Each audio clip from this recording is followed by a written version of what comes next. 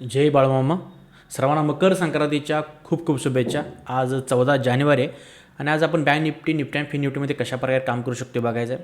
ह्या मी level draw करून ठेवलेल्या आहेत शॉर्ट अँड लॉंग पोझिशन माझ्या एज्युकेशन पर्पजसाठी. तुम्ही इथं बघू शकता की कशाप्रकारे इथं ट्रेड ॲक्टिव्ह होतं का नाही. आता इथं जरा तुम्हाला गोंधळ दिसत असेल की यार किती ॲक्च्युली म्हणत असतात की चार्ट क्लिअर असावा, क्लीन असावा, चार्टमध्ये जादा लाईन ड्रॉ नसल्या पाहिजेत. अगदी बरोबर आहे. माझ्या देखील या चार्ट मी तुम्हाला लाईन दिसतात, ह्या कदाचित तुम्हाला बघताना गोंधळ वाटत असतील, पण तुम्हाला फक्त एक यातला फरक जाणवला पाहिजे की मी काही ठिकाणी पिवळ्या रेष आहेत, काही ठिकाणी निळे आहेत, काही ठिकाणी लाल आहेत.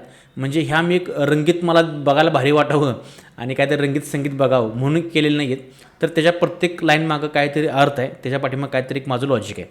तर हे उद्या असं नसणार आहे, उद्या काहीतरी वेगळं दिसत असेल, पण हे माझ्यासाठी खूप सुटसुटीत आहे. हे कशानं ओळखायचं, कारण मी पोझिशन बघू शकता तुम्ही, वर दोन आणि खाली दोन फक्त मानून ठेवले आहेत. म्हणजे मार्केट एक तर वर जातं ना ते खाली जातं, त्या पद्धतीने माझ्या एकतर वरच्या पोझिशन ॲक्टिव्ह होतील किंवा खालच्या होतील. एक तर त्यात एस एल होईल किंवा टार्गेट होईल. आता काय होईल ते आपण प्रत्यक्ष बघूच, पण ह्या फक्त माझ्या सिंपल एवढ्या दोनच पोझिशन आहेत, जरी किती रेषा दिसत असल्या तरी किंवा लाईन दिसत असल्या तरी. तर मला ह्याच्यावरती खूप कॉन्फिडन्स आहे आज ह्या लेवलवरती, की मार्केट ह्या लेवलमध्ये किंवा हे जे 3 रेषा दिसतात ना ह्याच्यामध्ये आलं ना, इथं कॉल सी बाय करून गेलं पाहिजे, कॉल बाय करून गेलं पाहिजे, इथून मार्केट वर जाईल. आणि ही जे तुम्हाला शेवटची तर आपल्याला रेंज दिसते ह्याच्या खालीचं मार्केट क्लोजिंग व्हायला लागलं तर ते एस एल मी देईन. ही झाली फर्स्ट आपली एक आपण म्हणू शकतो की ट्रेड कुठं घेऊ शकतो बँक निफ्टीमध्ये.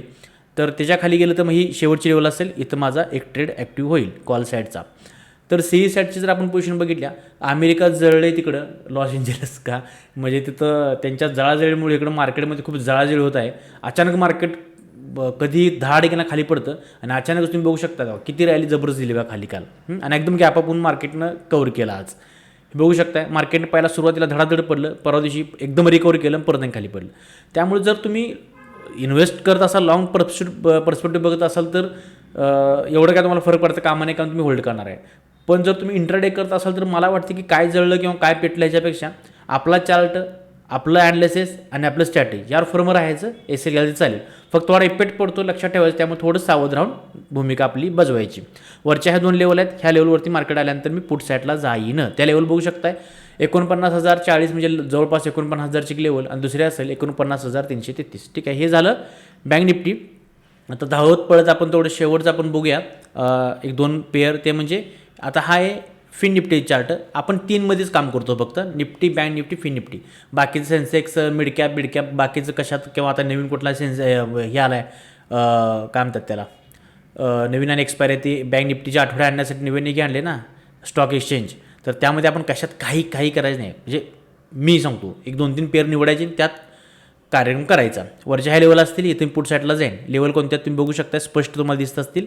फक्त वर होत्यात नाहीत आपल्याला कळेल दुपारपर्यंत. आणि इथं ह्या लेवलला जर मार्केट आलं तर इथं एक कॉल बाय होईल, त्याचा एस एल इथं लागेल. म्हणजे जो कालचा क्लोजिंग आहे मार्केटचा, आपण कालचा क्लोजिंग करता एक स्विंग बनवला आहे ना, ह्याच्या आसपास आपला एक एस एल त्याचा राहील. आणि मार्केट एवढ्या खाली जाणार नाही, शक्यता कमी दिसते, पण काय सांगता येत नाही मार्केटचं. मार्केट सुप्रीम आहे, गुर आहे, मार्केट कधी काय करलं सांगता येत नाही. समजा चुकून मार्केटने हायप दुपारी काय झाली आणि अमेरिका जळलंच आणि मार्केट धडाधड जर खाली आलं, काय ही लेवल सोडायची नाही. इथं 100% सी साईडला मी जाईनच विथ एस एल. बस एवढं आहे. बघूया काय होईल ते रिझल्ट तुमच्यासोबत करेन. ह्याचे स्क्रीनशॉट माझ्या मी टेलिग्रामवर पाठवत असतो आधीच तुम्हाला कळण्यासाठी. लेवल एज्युकेशन पर्पजसाठी तुम्ही त्याला जॉईन करू शकता, बघू शकता. थँक्यू, धन्यवाद.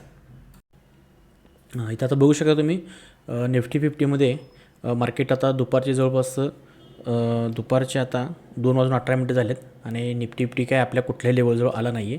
पण फिन निफ्टी आपण बघू शकतो आहे एक्झॅक्टली आपल्या लेवलजवळ येत आहे. आता नेक्स्ट कॅन्डल वाट बघायची कशा प्रकारे होते.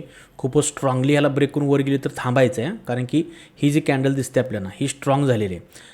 प्रायजेशन करत ह्या जे कॅन्डल अशा व्यवस्थित होत आल्यात ना, तशी जी कॅन्डल अशाच मिडियम कॅन्डल होत आल्या असत्या तर डायरेक्ट तिथं टच झाल्या आपण एंट्री घेतली असती. पण आता ही कॅन्डल आहे ती खूप मोठ्या प्रमाणात स्ट्रॉंग दिसते.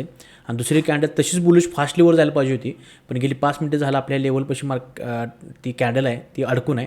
आणि ही कॅन्डल अशीच जर काय म्हणतो त्याला हॅमर टाईप जर क्लोज झाली तर त्यानंतरच्या कॅन्डलला आपण आपल्या इथे एंट्रीला जी आपली लेवल आहे तिथं आपण एंट्री 100% घ्यायची पी ई साईडची, किंवा त्याला थोडीवर एंट्री झाली तरी चालेल, पण तिथे घ्यायची. सेम इथं बँक निफ्टीमध्ये तयार झालेल्या आपला बाजूनं. आता ही कॅन्डल क्लोज होईल, झालेलीच आहे कॅन्डल, 30 सेकंद राहिल्यात. त्यानंतरची कॅन्डल आपल्या लेवलजवळ आल्यानंतर इथं पी ई साईडला 100% जायचं. आपलं ठरलेलं एस एल आहे तिथे एस एल द्यायचा, बाकी जे होईल ते होईल. आणि ह्याला फास्टली ब्रेक करून गेलं तर वरची मग लास्ट ट्रेड होईल इथं सुद्धा बँक निफ्टीमध्ये.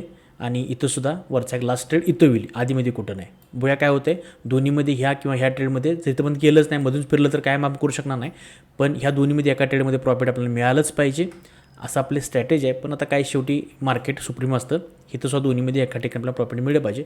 काय होते बघूया, जे असेल ते तुमच्याबरोबर शेअर करण्यात येईल. आता तुम्ही बघू शकता की चार्ट मगापासून इथं थांबला आहे. आता रेड कॅन्डल पण तयार झाले, फॉर्मेशन झाले, बँक निफ्टी चार्ट आहे. तसं बघायला गेलं तर इथं तडपडते एंट्री घ्यायला माणूस. म्हणजे जर तुम्ही ट्रेडर असाल आणि तुमच्या स्ट्रॅटेजी जवळ आल्यानंतर इथं मला आता असं वाटतं की इथं एंट्री घ्यावी का, इथं एंट्री घ्यावी का. पण एक सांगतो, असं खूपदा होणार तुमच्याबरोबर. तुमची जे स्ट्रॅटेजी आहे त्याच्या आधीच फोमोमध्ये तुम्ही त्याच्या आधी एंट्री घेणारा किंवा त्याच्या खूप नंतर एंट्री घेणारा. पण एकच रूल स्वतःला बांधून ठेवा. आता मी काय ठरवलं आहे, जोपर्यंत इथे येत नाही तोपर्यंत ट्रेड मी ॲक्टिव्ह करणार नाही, कळलं का. आणि माझा एल ह्याच्यावर कॅन्डल क्लोजिंग झाली की देणारच. आता जर मी इथं समजा ट्रेड ॲक्टिव्ह केला तर माझा हा एवढा गॅप आहे ना मधला, हा एवढा माझा एल वाढणार विनाकारण. हां, आणि त्यामुळं ते मग सगळंच मग ते ओव्हर ट्रेड रिवेंज सगळी भानगड त्यामुळं मग होते. इथं घेतलं तर मला माझा एल कुठं द्यायचं माहिती आहे, मला माझं टार्गेट कुठं इथंपर्यंत ह्या स्विंगपर्यंत घेणार आहे हे पण मला माहिती आहे. त्यामुळे इथं कड काढणं महत्त्वाचं आहे. समजा इथून जर मार्केट असं जर खाली देखील पडू शकते, आता सुरुवात होऊ शकते, मग पडलं तर काय करायचं.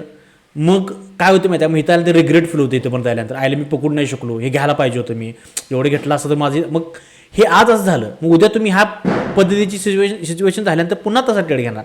मग असं जर पुन्हा घेतला, पण हे रोज असं नाही होणार. दुसऱ्या दिवशी बरोबर आपला बल्ल्या उठवणार आणि आपला सगळा कार्यक्रम करून टाकणार. मग तसं फसण्यापेक्षा आपले जे स्ट्रॅटेजी, आपला जो नेम ठरला आहे त्याप्रमाणेच वागायचं. बरे असे ट्रेड 1000 मिसून देत, काय अडचण नाही. मार्केट रोज आहे, हे रेल्वे स्टेशन लक्षात ठेवा, रोज रेल्वे येणार आहे रोज.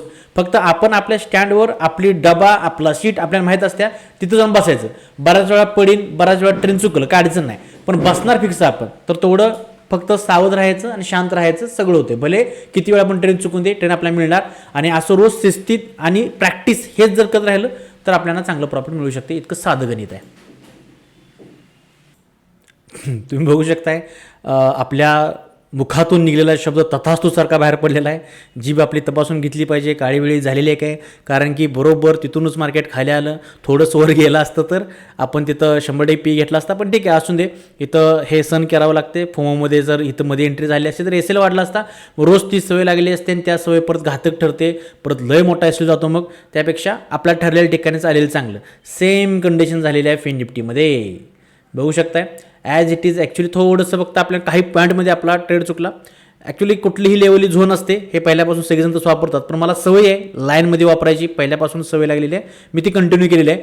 त्यानं काय होते, माझ्या एंट्री जे आहेत परफेक्ट मला कळतं की कुठे घ्यायचे आहे. झोन असला की थोडं कन्फ्युजन होते माझं तरी, त्यामुळे मी लाईनमध्ये करतो. इथं सुद्धा अगदी आपल्या जिभेने काम व्यवस्थित केलेलं आहे आणि मार्केटनं तिथनंच रिव्हर्स घेतलेलं आहे. काय हरकत नाही. बहुतेक आज आपण कोणताच ट्रेड आपला इथं आता ॲक्टिव्ह होणार नाही. आजचा दिवस इथं असा संपतोय. पाहत राहा ट्रेड विथ स्टॉप लॉस.